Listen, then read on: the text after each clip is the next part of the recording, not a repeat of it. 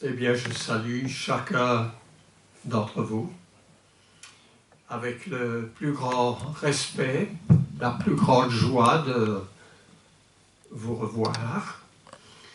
Et aussi, c'est un moment précieux où nous pouvons partager des choses qui concernent chaque être en particulier. Alors,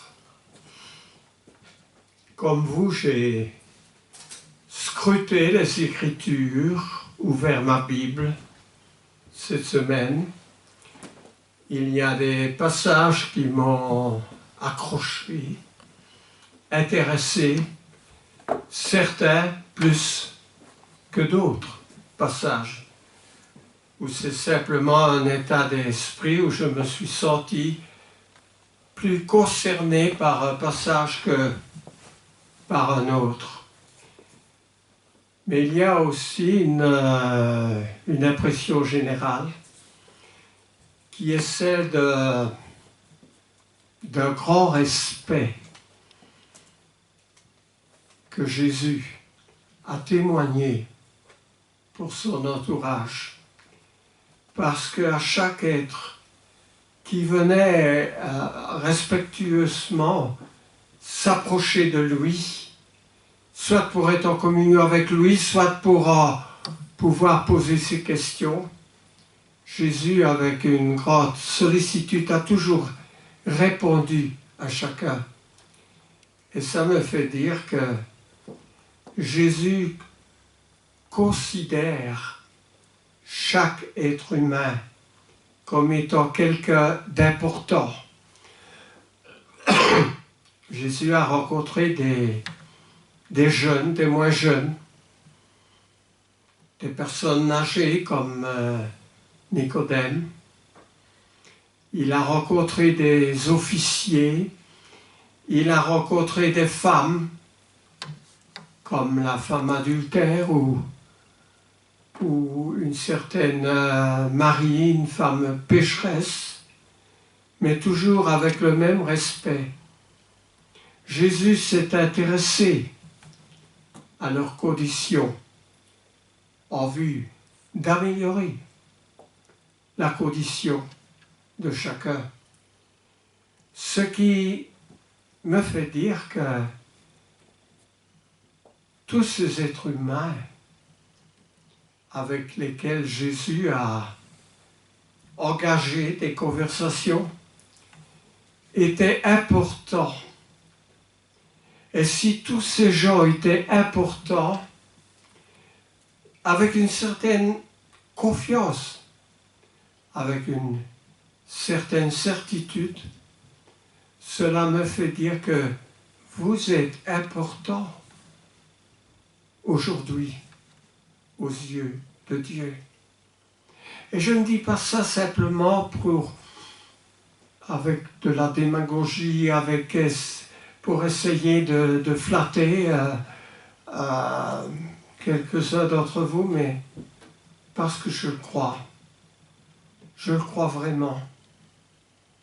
J'en suis pleinement persuadé que vous êtes important aux yeux de Dieu. Un passage que cette semaine j'ai ouvert était ce passage que je partage avec vous ce matin dans l'Exode. Alors, nous savons, et je le répète, que notre Bible est un ensemble de 66 livres. 66 livres, écrits par une quarantaine d'écrivains, dont un grand nombre ne se connaissaient pas, ne se sont jamais rencontrés, des gens qui vivaient dans des endroits différents, à des siècles différents. Et tous leurs écrits forment un seul livre avec une unité parfaite qui s'appelle la Bible. Alors il y a les 5 premiers livres. Ces 5 premiers livres ont été écrits par Moïse. Et le livre de l'Exode que j'ai sous les yeux, Genèse, Exode, Lévitique, Exode, c'est le 2e livre. Et l'Exode, comme le mot l'indique,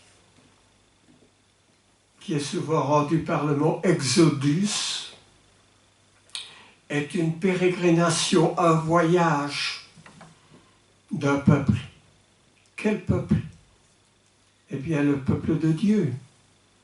Celui qui était retenu en Égypte et qui, sous la conduite de Moïse, en est sorti victorieusement et miraculeusement aussi. Et dans le 19e chapitre de l'Exode, c'est le 3e mois après leur sortie d'Égypte. Alors, les enfants d'Israël, ils ne se connaissaient pas tous non plus, ils étaient au nombre de 600 000, plus les femmes et les enfants. Ils sont sortis d'Égypte et ils sont arrivés dans un désert. Je ne sais pas si vous êtes déjà allé dans un désert. Mais comme ce mot l'indique, il n'y a pas grand-chose. C'est soit du sable, soit des rochers, ou bien c'est très difficile de marcher, c'est rocailleux. Il y a bien sûr des lézards. Il y a quelques animaux qui rôdent. Il peut y avoir un puma, il peut y avoir quelques bêtes dangereuses. Mais le désert est un endroit où on ne cultive pas, où on cherche un point d'eau pour s'abreuver et pour abreuver le troupeau qui souvent accompagne les nomades qui vivent dans le désert. Et dans ce désert, ils campent. Et au verset 3, il est dit « Moïse monta vers Dieu ». Parce que le désert n'est pas toujours plat. Le désert, c'est sur des collines, des montagnes aussi.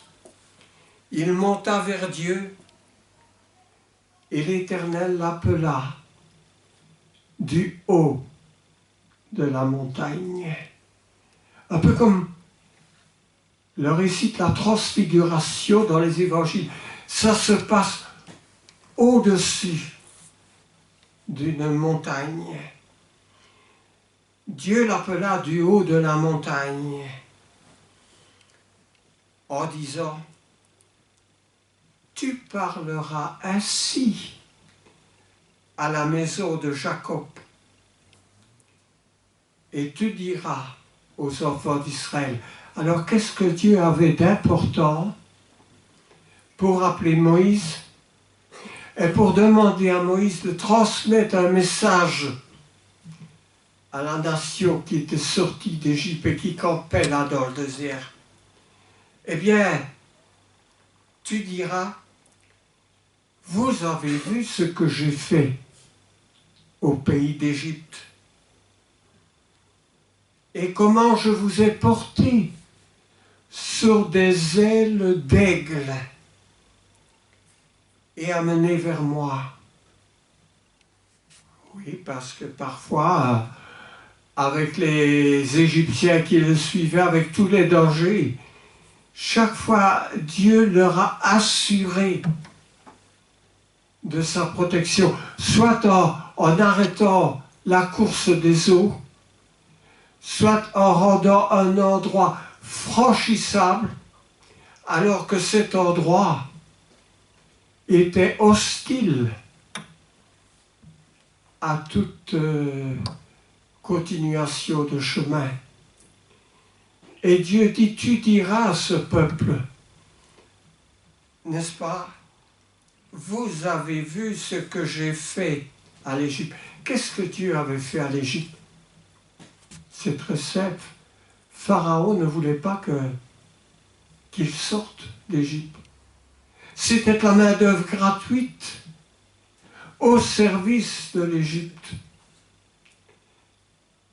Mais ce peuple était le peuple de Dieu. Et rien ne pouvait le retenir plus longtemps dans l'esclavage. Donc Dieu a décidé, ce peuple, il va retourner d'où il vient. D'où venait-il? Rappelons-nous quand Joseph a été vendu par ses frères. Joseph fut établi sur la maison de Pharaon.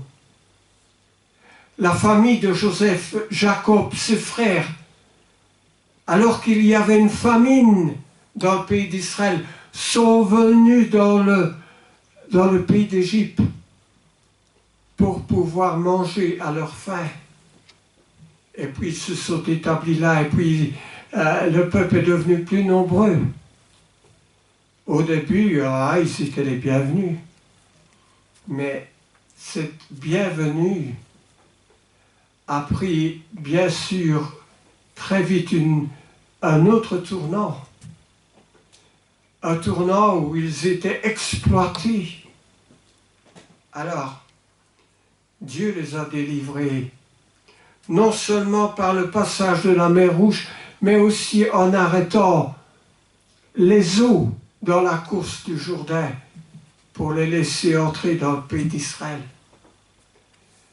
J'ai vu le Jourdain, c'est un long fleuve tranquille aujourd'hui, mais autrefois, il n'était pas tranquille du tout, les eaux étaient tumultueuses.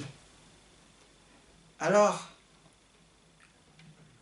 Dieu ajoute dans son message, maintenant, si vous écoutez ma voix, et si vous gardez mon alliance, vous m'appartiendrez entre tous les peuples. Car, et j'aime bien cette phrase qui suit, car toute la terre est à moi, dit Dieu. Toute la terre est à moi.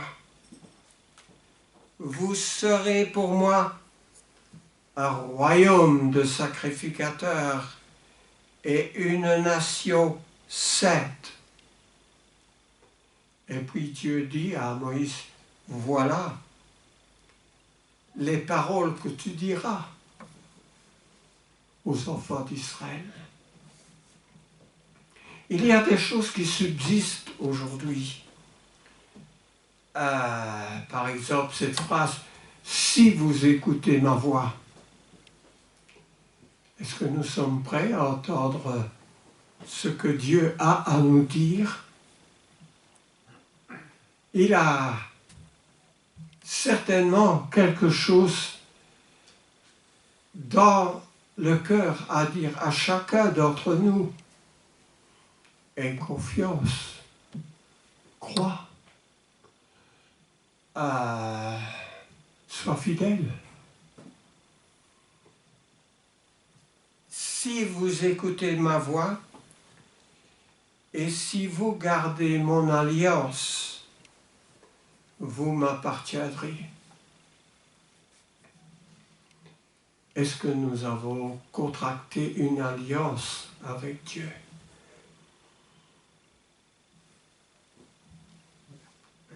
Oui. Quand nous obéissons à la voix de Dieu, quand nous sommes baptisés, c'est pas simplement pour prendre un bain, c'est pour faire une alliance avec Dieu. Vous savez, autrefois, il y avait la circoncision. C'était un acte qui était concrétisé entre Dieu et Abraham, et tous les descendants d'Abraham devaient se faire circoncire. Eh bien, la circoncision était une alliance avec Dieu. Mais je retrouve ce rythme de la circoncision où l'apôtre Paul en fait mention dans sa lettre aux Colossiens.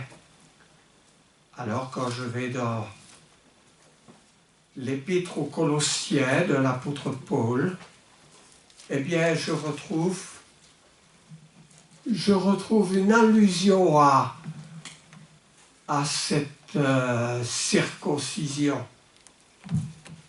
Si vous ne savez pas ce que c'est que la circoncision, demandez-le après la réunion. Moi, je ne vais pas interrompre mon sermon pour répondre à chacun en particulier. Mais l'apôtre Paul dit, en parlant de la circoncision, et c'est en lui, en Jésus, que vous avez été circoncis d'une circoncision que la main n'a pas faite. Ah, parce que la circoncision qu'on faisait aux enfants à l'âge de 8 jours, eh bien, était un acte manuel, tout comme un chirurgien aurait besoin dans son travail de ses mains pour accomplir quelque chose. D'une circoncision que la main n'a pas faite, mais de la circoncision de Christ. Qu'est-ce que c'est que la circoncision de Christ? Qu'est-ce que ça vient faire avec ce morceau de chair que l'on coupait au bébé à l'âge de 8 jours? Eh bien, vraiment, il nous faut la réflexion pour comprendre. La circoncision de Christ qui consiste dans le dépouillement du corps de la chair. Effectivement, circonciser un bébé en coupant une partie de la chair. Dans le dépouillement du corps de la chair, ayant été enseveli avec lui, avec Christ, par le baptême. Vous êtes aussi ressuscités en lui et avec lui par la foi. Par la foi en la puissance de Dieu. Parce que c'est un acte de foi. C'est le signe extérieur d'une foi intérieure. Qu'il a ressuscité des morts. Vous qui étiez morts par vos offenses, par l'incirconcision de votre chair, il vous a rendu à la vie avec lui, en nous faisant grâce pour toutes nos offenses. Il a effacé l'acte dont les ordonnances nous condamnaient et qui subsistait contre nous. Et il l'a éliminé en le clouant à la croix. C'est un passage qui mérite réflexion, n'est-ce pas? Parce qu'il y a tout un symbolisme dans le baptême qui est expliqué par l'apôtre Paul. Ici en Colossiens, où je suis dans le chapitre 2, et j'ai lu dans les versets 11, 12 et 13. Alors, c'est un dépouillement Et aussi,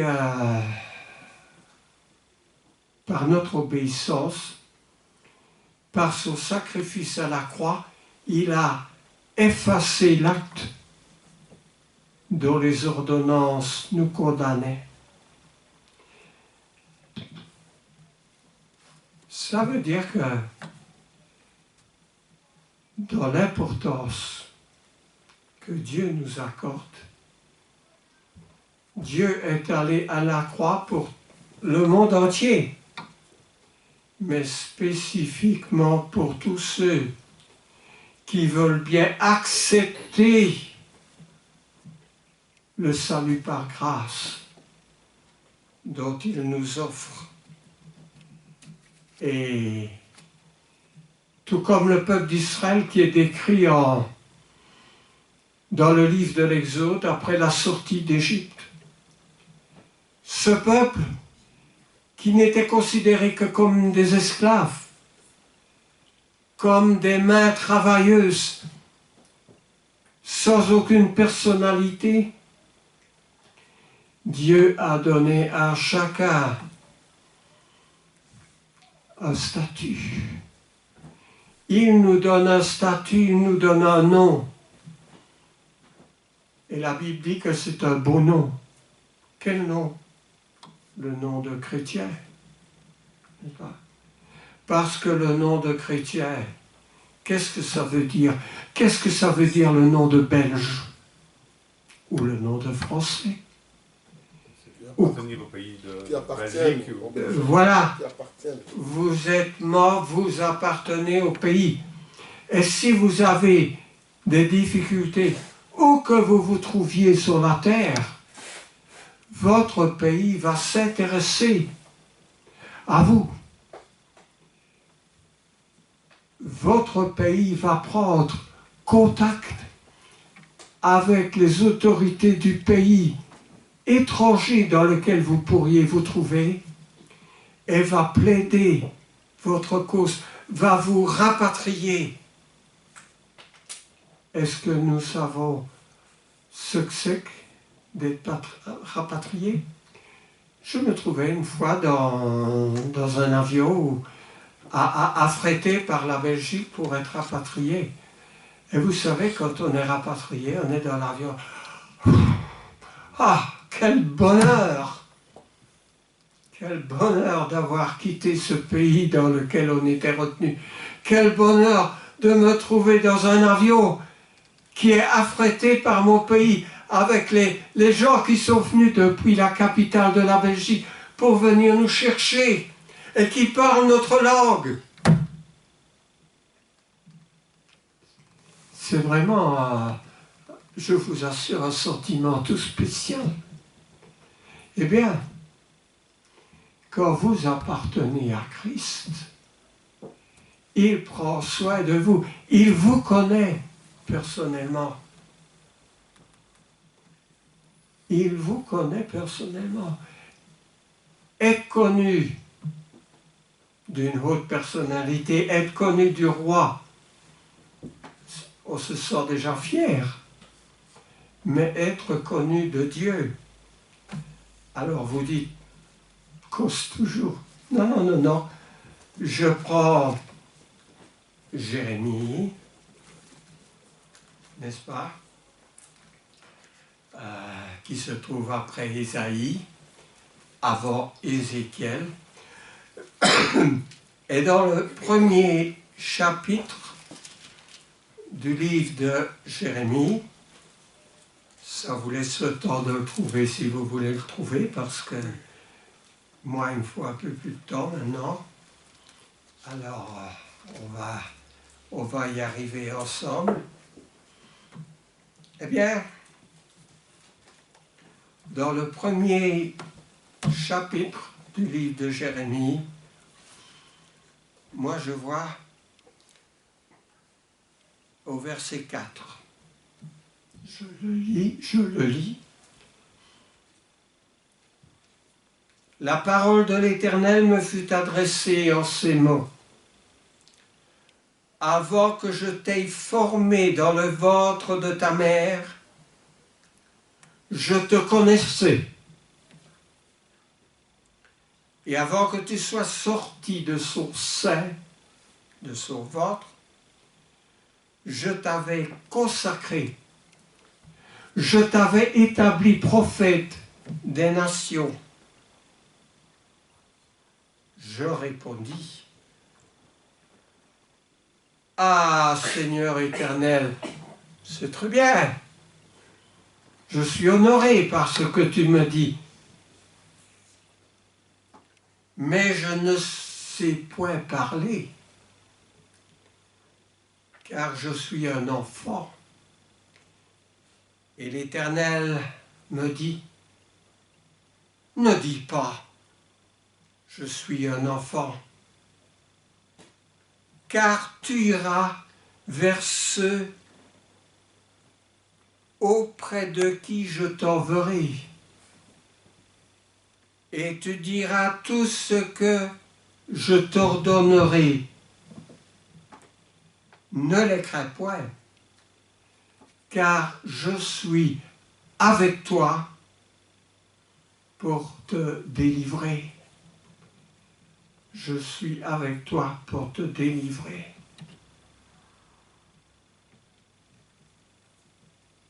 Pensez-vous que ce ne soit réservé qu'à Jérémie tout seul? Est-ce que vous nieriez le fait que peut-être lorsque vous étiez dans le ventre de votre mère, Dieu vous connaissait déjà?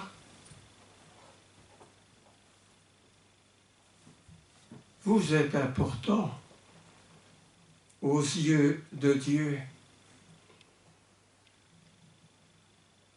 Je me pose souvent la question, avant ma naissance, est-ce que Dieu avait déterminé que je prêcherais?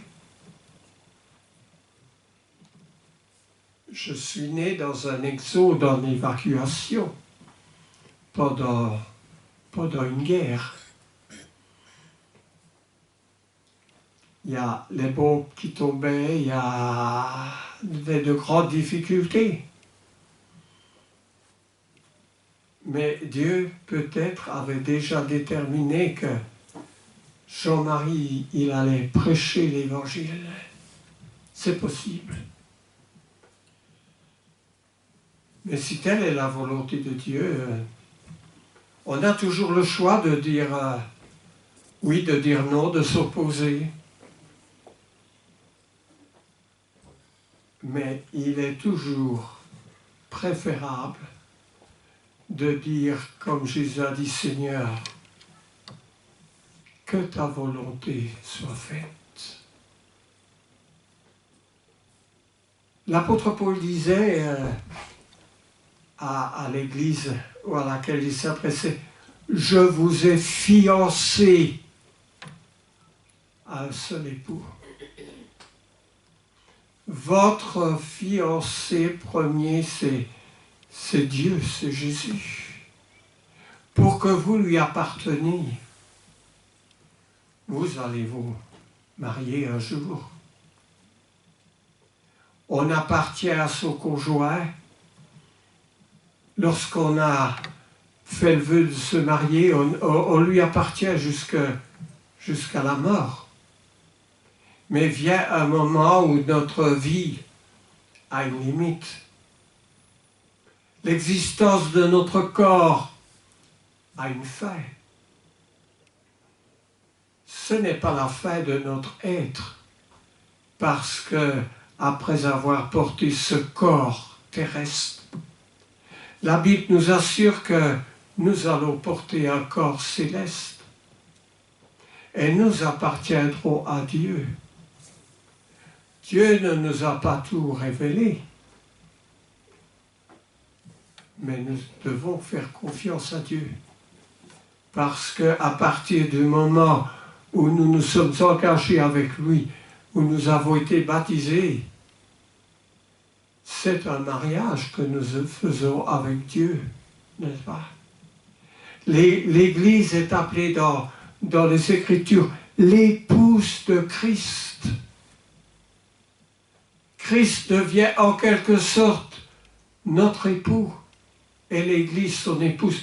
Et la Bible nous dit que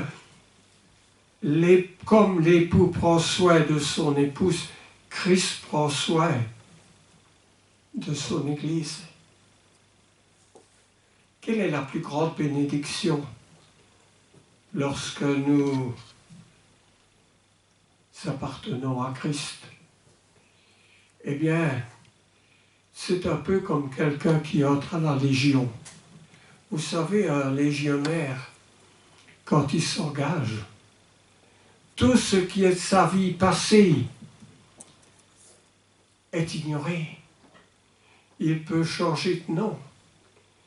Il peut vivre dans un pays et ne plus jamais avoir des relations avec son existence antérieure. Lorsque nous appartenons à Christ, quelle que soit notre dette, il nous remet cette dette. Il nous donne un nom nouveau, une existence nouvelle. Il n'a plus aucune charge contre nous. Il nous promet la vie éternelle. Est-ce que nous voulons plus que cela? Si nous lui appartenons, soyons fidèles à l'engagement avec lequel nous prenons pour le suivre, pour lui appartenir, parce qu'il est Dieu et parce qu'il mérite notre respect. Alors, il nous dit c'est le bonheur éternel. Il dit recherchez les choses d'en haut. Qu'est-ce que c'est les choses d'en haut? C'est la différence des choses qui sont sur la terre. Sur la terre, la guerre, les massacres, le non-respect des gens, la maladie, la mort, la tristesse, la séparation, la méconnaissance de vous. Ce sont toutes des choses qui sont des choses terrestres. Mais les choses d'en haut, recherchez les choses d'en haut. En haut, c'est la justice. En haut, vous serez considérés comme nul ne vous a jamais considéré sur la terre. Vous serez respectés, vous serez bénis. Il n'y aura plus de pleurs, il n'y aura plus de cris, il n'y aura plus de maladies. Il n'y aura que le bonheur. Tout ça, gratuitement, Christ vous le promet. Si vous décidez de lui appartenir, ça vaut la peine d'y réfléchir un instant, de considérer les choses, parce que vous serez membre de l'Église qui appartient à Christ, mais en même temps vous allez partager avec Christ. Ce sera votre Église dans laquelle vous êtes assurés et dans laquelle vous êtes invités à vous sentir bien. Ça fait plusieurs dizaines d'années que j'appartiens à l'Église. Et je dis merci Seigneur. J'y ai trouvé mon bonheur, mon assurance. J'y ai trouvé tout ce qui était nécessaire. Alors oui, Dieu, il vous connaît, il vous voit. Dieu a choisi Abraham dans le pays de la Chaldée. C'était le pays de l'Irak. Mais Dieu le voyait, cet Abraham. Et il l'a choisi. Dieu a choisi Moïse. Dieu a choisi Job. n'est-ce pas? Job, qui est devenu l'ami de Dieu. Dieu connaît chaque être humain personnellement. Et Dieu veut, avec vous, faire quelque chose de votre existence. Alors, je pense qu'il est l'heure de m'arrêter. Je sens ça dans ma tête. Et d'abord, je me tourne encore vers les internautes en leur disant merci pour votre écoute. Soyez vous aussi fidèles là où vous vous trouvez dans quelque pays que vous habitez ou là où vous êtes. Et que le Seigneur nous bénisse chacun d'entre nous. Par Jésus. Amen. Amen.